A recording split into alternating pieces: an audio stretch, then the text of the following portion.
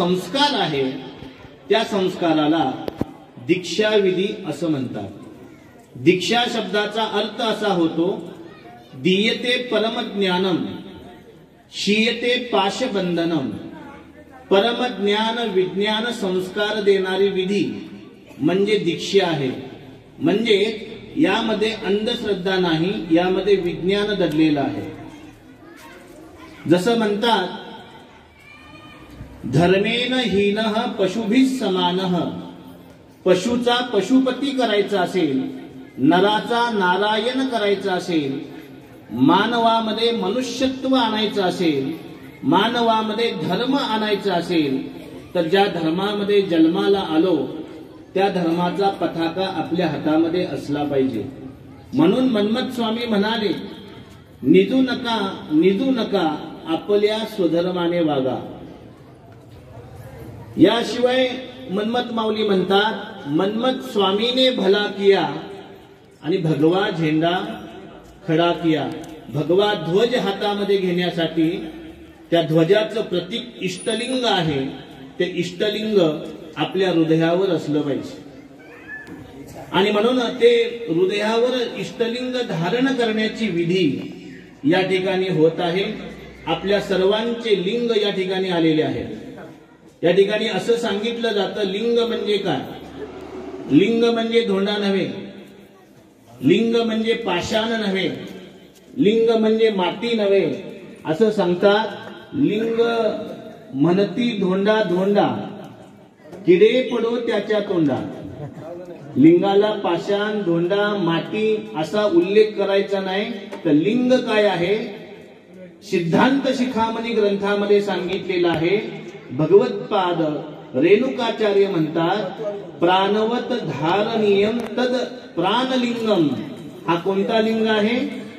प्राणलिंग म्हणतात त्याला कोणता लिंग म्हणतात?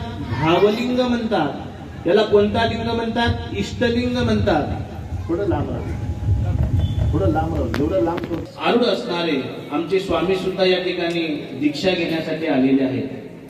त्यांचा पूर्ण परिवार या ठिकाणी आलेला आहे। म्हणजे एक विज्ञानाच्या तत्वावर जगणारं व्यक्तिमत्व, त्यांना सुद्धा धर्म आणि त्या धर्माचं प्रतीक असणारं धर्मो लिंगार्चनात्मकः। लिंग म्हणजे काय?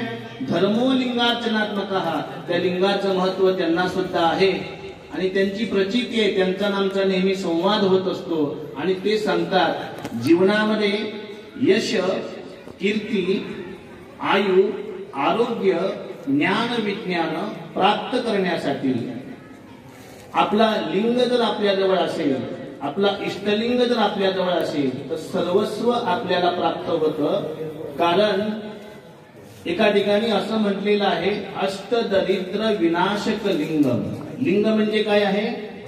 अष्ट प्रकार म्हणजे 8 प्रकारची दरिद्र आहे। त्यापासून ते दरिद्र जर आपल्याला आलं तर आपल्याजवळ धन वैभव ज्ञान येत नाही।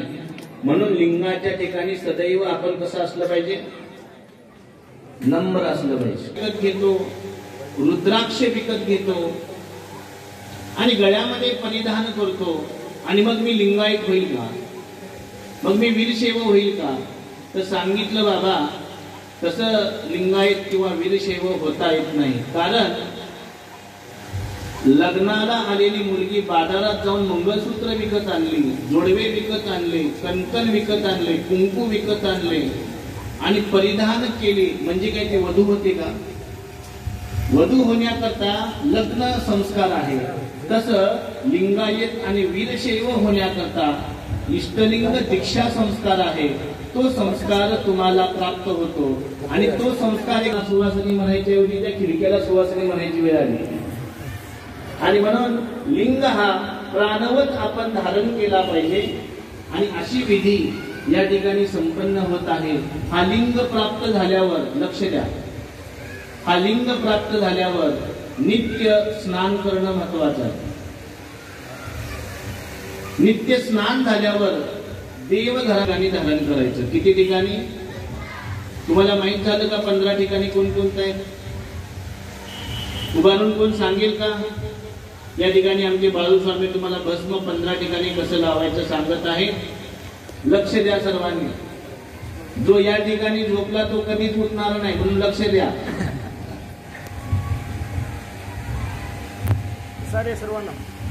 सर्वांनी लक्ष द्या.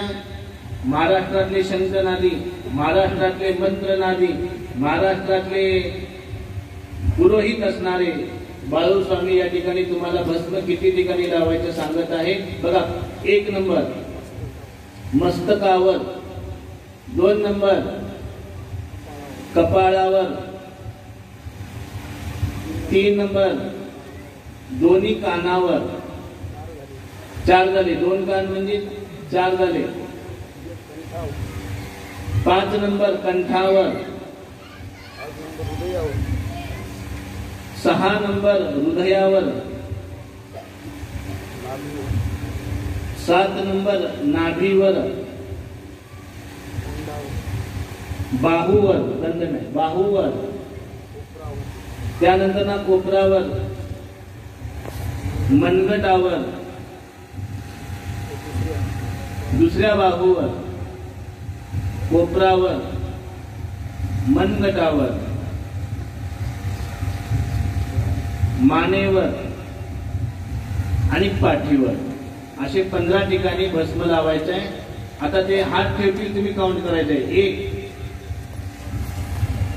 2 5 6 7 8 9 10 11 12 13 14 आणि 15. हे भस्म लावत असताना आपल्या मुखामध्ये मंत्र, मग शिवाय नमः किती वेळा म्हणायचं? किती? 15 वेळा शिवाय नमः म्हणून ते भस्म धारण करायचं.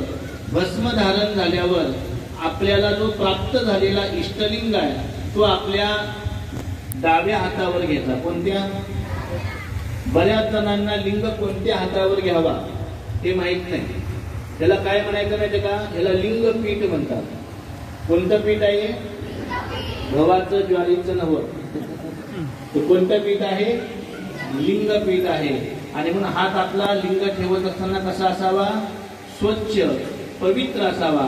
आणि म्हणून त्या हातावर तो इष्टलिंग घ्यायचा आणि उजव्या हातानं आपण जो पाणी घेतलेलं असतं जल, त्या जलामध्ये गंगेचे, यमुनेचे व गोदावरी सरस्वती नर्मदे सिंधू कावेरी जलेस्मिन सन्निधीं कुरु मंत्र म्हणायचा. मंत्र नाही आला तर गंगा, यमुना, सरस्वती, गंडकी, कृष्णा नाव घ्यायचं किंवा ओम नमः शिवाय म्हणायचं.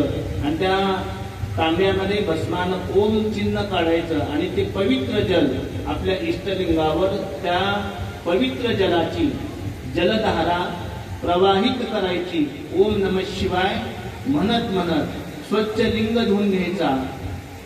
स्वच्छ आपला डावा हात पुसून घ्यायचा, त्याच्यावर चिन्ह काढायचं ओम नमः शिवाय म्हणून, किंवा इष्टलिंग चिन्ह असतं ते चिन्ह काढायचं. आणि त्या लिंगाची भस्म, हळद, कुंकू, बिल्वपत्र, पुष्पदल, उदबत्ती, दीप त्या लिंगाला समर्पित करायचा, नैवेद्य समर्पित करायचा आणि शेवटी नमस्कार करायचा. आणि तो नैवेद्य आणि ते तीर्थ स्वीकारायची. असं नित्य इष्टलिंग पूजा आपण करायची. या पूजेनं काय होतं? प्रश्न केला एखादा, कारण की आता गुत्तेदारीचा धंदा आलाय.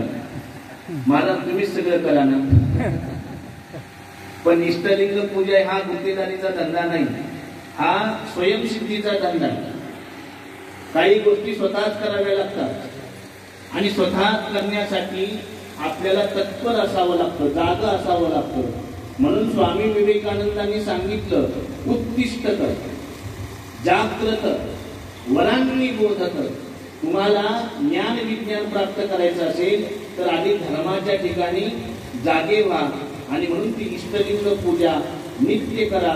निश्चित तुम्हाला तुमचं जे ध्येय असेल, कुणाला डॉक्टर व्हायचं असेल, कुणाला वकील व्हायचं असेल, कुणाला इंजिनिअरिंग व्हायचं असेल, कुणाला उत्तम शेतकरी व्हायचं असेल, कुणाला उत्तम पोलीस ऑफिसर व्हायचं असेल, कुणाला राजनीती तज्ञ व्हायचं असेल, कुणाला सरपंच व्हायचं असेल, कुणाला सदस्य व्हायचं असेल, जे जे तुम्हाला व्हायचं आहे ते सर्व प्राप्त होईल. फक्त नित्य इष्टलिंग पूजा, नित्य तीर्थ आणि नित्य प्रसाद आपण त्याचा सेवन करायचा. आणि आजपासून आपलं गोत्र कोणतं आहे तुम्हाला माहित आहे? आजपासून आपलं गोत्र आहे नंदी गोत्र. कोणतं गोत्र आहे? हा, आता नाही करणार तुम्हाला. जेव्हा तुमच्यावर लग्न व्हायची वेळ येईल तेव्हा तुम्हाला विचारतात तुम्ही कोणत्या गोत्राचे, तेव्हा सांगायला यायला पाहिजे कोणत्या गोत्राचे? नंदी गोत्राचे. कोणत्या पीठाचे? लिंगपीठ ते आपल्या स्वतःच झालं. पीठ म्हणजे तुम्ही उज्जैनी पीठाचे. कुठलं? उज्जैनी पीठ. त्या पीठाला काय म्हणतात? धर्मसिंहासनाधीश्वर. जे धर्माचं तत्वज्ञान देतं ते पीठ म्हणजे उज्जैनी पीठ आहे. उज्जैनी पीठ आहे, नंदी गोत्र आहे. आणि आपलं सूत्र कोणतं आहे?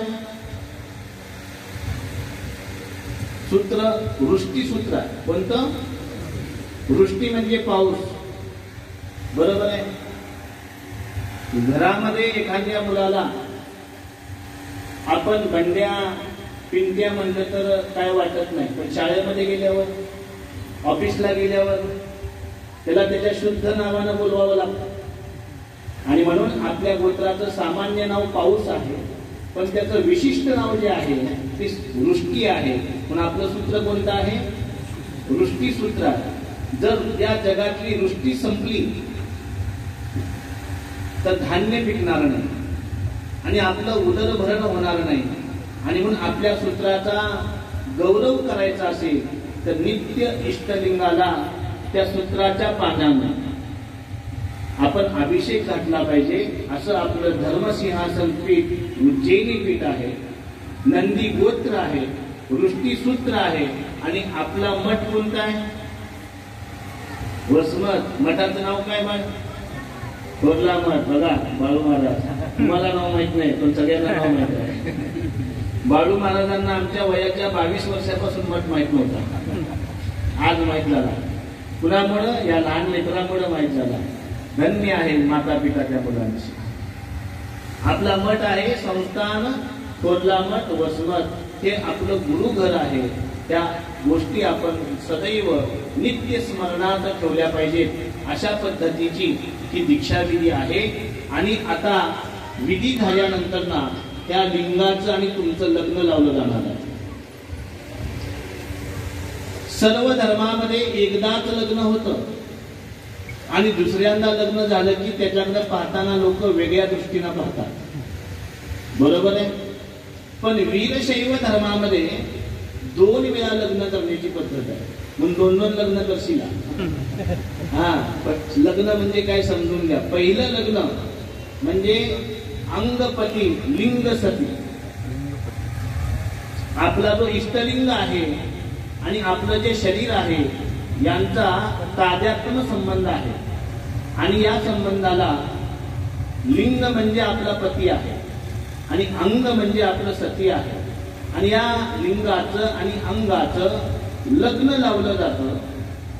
आणि म्हणून लग्न झाल्यानंतर ना लिंगाला म्हणजे पतीला वेगळं ठेवता येत नाही. आणि म्हणून हा इष्टलिंग सदैव देहावर आपण धारण करायचा आहे.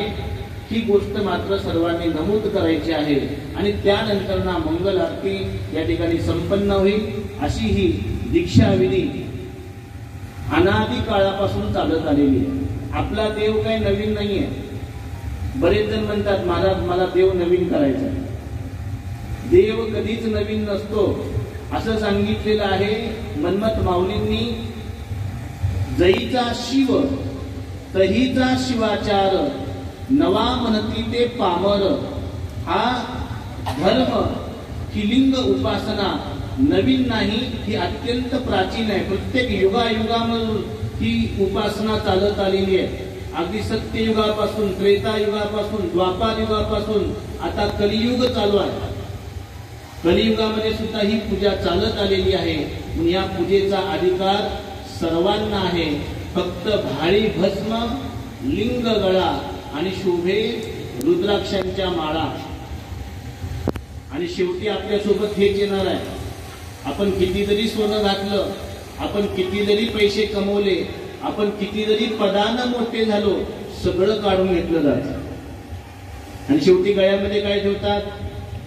लिंग आणि रुद्राक्षाची माळ आणि कपाळावर अंगावर भस्म एवढंच ठेवलं जातं. म्हणून जे सोबत येणार आहे त्याला सोबत ठेवणं महत्वाचं आहे आणि म्हणून ते विधान आपण पाळलं पाहिजे. कारण लिंगेन सह जीवित्वम आणि लिंगेन सह मर्त्यत्वम, लिंगासोबत जन्माला येणं आणि लिंगासोबत मरणं हे खरं विधान आहे. आणि म्हणून आईच्या गर्भामध्ये गर्भ जेव्हा त्याच गर्भातला लिंग तो गर्भ जेव्हा 8 वर्षाचा होतो तेव्हा तो लिंग त्या मुलाच्या गळ्यामध्ये बांधला जातो. पण हे विधान हा शिवाचार आहे, खऱ्या अर्थानं हा लिंगाचार आहे.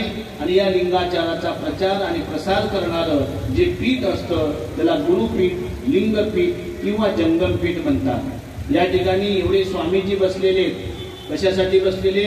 की जेणेकरून या मंत्राचा संस्कार तुमच्या हृदयावर, शरीरावर, बुद्धीवर व्हावा आणि तुम्ही पवित्र आणि पावन व्हावं, हा उद्देश या ठिकाणी आपण संपादन करत आहोत. आणि सर्वांनी आता शांत चित्तानं या ठिकाणी बसायचं आहे, कुणीही बोलायचं नाही. आता या ठिकाणी आपल्या आशीर्वाद देतो. ओम शांती शांती शांती. हर हर महादेव.